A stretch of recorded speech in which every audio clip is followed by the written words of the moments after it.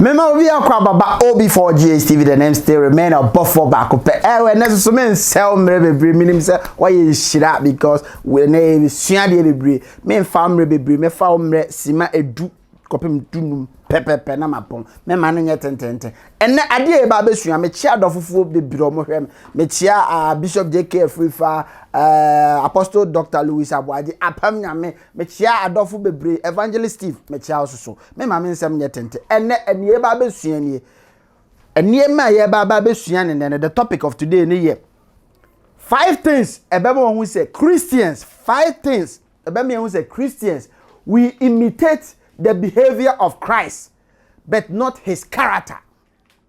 We imitate the behavior of Christ, but not his character. And yemen and abemi ehun say Christopher yesua nyankopon niema bi a obeye ne ba nya ni suban yesua niema bi a obaye na abonte miracle no be sa niema no nko an yesua ba nya ni suban ankasa ne yesua nyame suban sa niema no na me be ya mo hunu say yen nowadays nyatete no nowadays Christians no yesua nyame suban yenko number 1 here Christians Christ came to give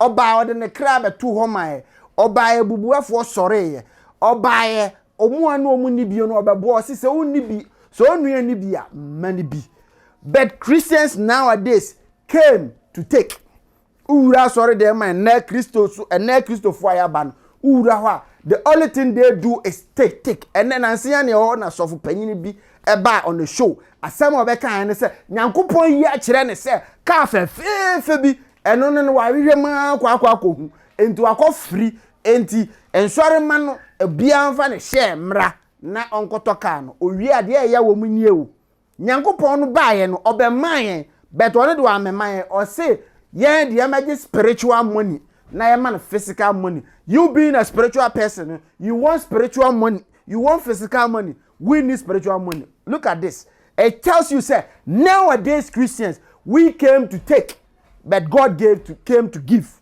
Yeah, Christopher Yabananze, no, ye by see ye be claimu, the answer money bano, ye be ji.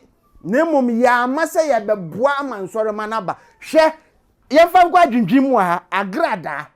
Obia condemn agrada, but I'm saying this, you people Christians of today should be very careful. And yes, beye kakra no agrada will dominate the whole members in nyina. Obe take attention. Some here TV from today going, more today's TV. Namu what is going on in Agrada's church?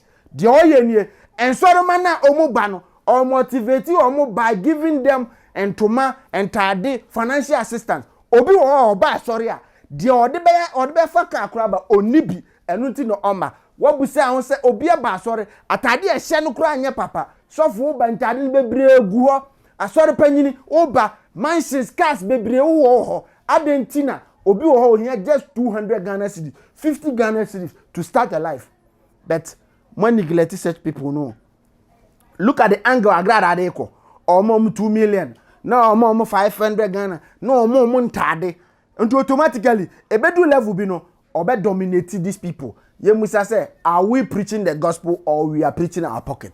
God bless you. Yanko number 2. Me man common yet enten. Number 2. Abemo who say Christopher. Ye enemebu ye nsua nyankopon ni su. Ye nsua ni su. Be ye share ni nema obeye ni bi na ye imitate be ni su ankasa ni ye nsua. Nyankopon be wiasem.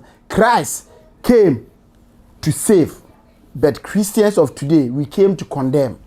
Christ came to save, but Christians of today we came to condemn.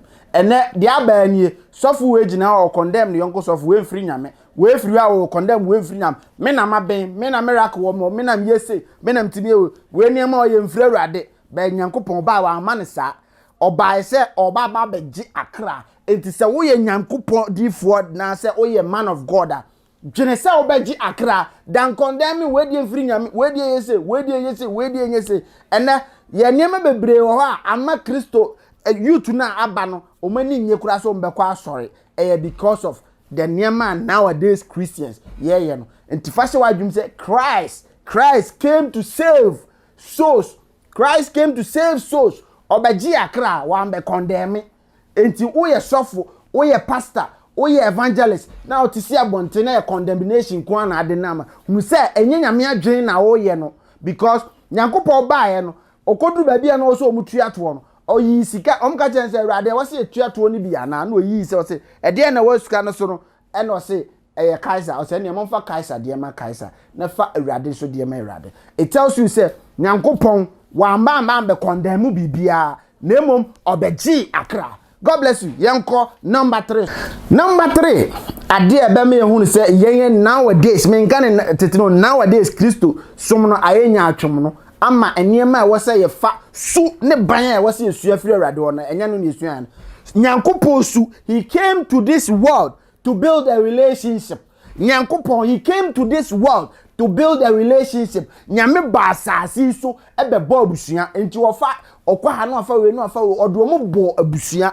But nowadays Christians yaba no yamba building relationship. We came to build a church. And do be say and sorry dan yesisi ni kakraka ene nkonwa kase yesisim ene yesiem emu na asofo ni bitimi bie na no kase asori sika yemfa ma asori ba na asori ne kura ebusase asori na ne dien edan na esi ho na na ase nipadua no enti sa odi sika no e ma na tie no na nipa na eye asori dan na nkasa onwene no ho a na nyamsu na ewo mu no ene dien enti ne diama ne Christopher yayera no ebiso no mesere mo momiam ni na ho because nyankopon he didn't come to build a church, he came to build a relationship ne say onua ho kire na obedwene no ho onua bi kwa ahoyehia ma obeboa no onua bi yare a obekọ his aid be yamu say ho say enne ede ne yeye as a Christopher enne a Christopher ititiriu ya sodofo mpanimfo enne ya sofo kuku dam ne bi no the only thing they show is mansions,